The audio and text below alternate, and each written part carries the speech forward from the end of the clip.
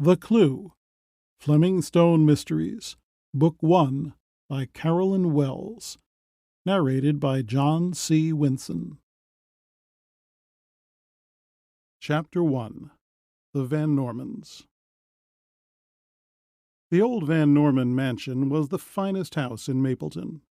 Well back from the road, it sat proudly among its finely kept lawns and gardens, as if with a dignified sense of its own importance, and its white colonial columns gleamed through the trees, like sentinels guarding the entrance to the stately hall. All Mapleton was proud of the picturesque old place, and it was shown to visiting strangers with the same pride that the native villagers pointed out the memorial library and the new church. More than a half-century old, the patrician White House seemed to glance coldly on the upstart cottages, whose inadequate pillars supported beetling second stories, and whose spacious filigreed verandas left woefully small area for rooms inside the house. The Van Norman mansion was not like that. It was a long rectangle, and each of its 4 stories was a series of commodious, well-shaped apartments. And its owner, the beautiful Madeleine Van Norman, was the most envied as well as the most admired young woman in the town. Magnificent Madeleine, as she was sometimes called, was of the haughty, imperious type, which inspires admiration and respect rather than love. An orphan and an heiress, she had lived all of her 22 years of life in the old house, and since the death of her uncle, 2 years before, had continued as mistress of the place, ably assisted by a pleasant, motherly chaperone, a clever social secretary, and a corps of capable servants. The mansion itself, and an income amply sufficient to maintain it, were already legally her own, but by the terms of her uncle's will she was soon to come into possession of the bulk of the great fortune he had left. Madeleine was the only living descendant of old Richard Van Norman, save for one distant cousin, a young man of a scapegrace and ne'er-do-weel sort, who of late years had lived abroad. This young man's early life had been spent in Mapleton, but his fiery temper having brought about a serious quarrel with his uncle, he had wisely concluded to take himself out of the way.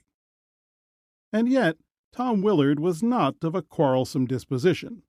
His bad temper was of the impulsive sort, roused suddenly and as quickly suppressed. Nor was it often in evidence. Good-natured, easy-going Tom would put up with his uncle's criticism and fault-finding for weeks at a time. He would fly into a rage and express himself in fluent, if rather vigorous, English. For Richard Van Norman had been by no means an easy man to live with, and it was Tom's general amiability that had made him the usual scapegoat for his uncle's ill temper. Miss Madeleine would have none of it. Quite as dictatorial as the old man himself, she allowed no interference with her own plans and no criticism of her own actions. This had proved the right way to manage Mr. Van Norman, and he had always acceded to Madeleine's requests or submitted to her decrees without objection, though there had never been any demonstration of affection between the two. But demonstration was quite foreign to the nature of both uncle and niece, and in truth they were really fond of each other in their quiet, reserved way. Tom Willard was different. His affection was of the honest and outspoken sort, and he made friends easily, though he often lost them with equal rapidity.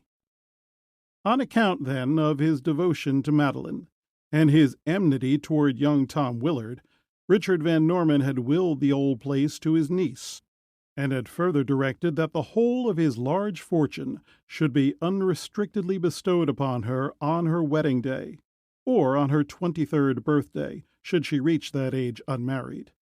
In event of her death before her marriage, and also before her 23rd birthday, the whole estate would go to Tom Willard.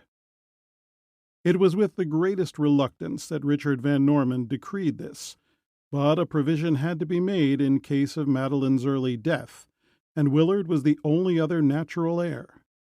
And now, at 22, Madeleine was on the eve of marriage to Schuyler Carleton, a member of one of the oldest and best families of Mapleton. The village gossips were pleased to commend this union, as Mr. Carleton was a man of irreproachable habits, and handsome enough to appear well beside the magnificent Madeleine. He was not a rich man, but as her marriage would bring her inheritance, they could rank among the millionaires of the day. Yet there were those who feared for the future happiness of this apparently ideal couple. Mrs. Markham, who was both housekeeper and chaperone to her young charge, mourned in secret over the attitude of the betrothed pair. "He adores her, I'm sure," she said to herself, "but he is too courtly and polished in his manner. I'd rather he would impulsively caress her, or involuntarily call her by some endearing name, than to be always so exquisitely deferential and polite.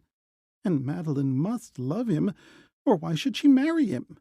Yet she might be a very duchess instead of a young American girl. But that's Madeleine all over. I've never seen her exhibit any real emotion over anything. Ah, well, I'm an old-fashioned fool. Doubtless they're cooing doves when alone together, but their high-bred notions won't allow any sentiment shown before other people.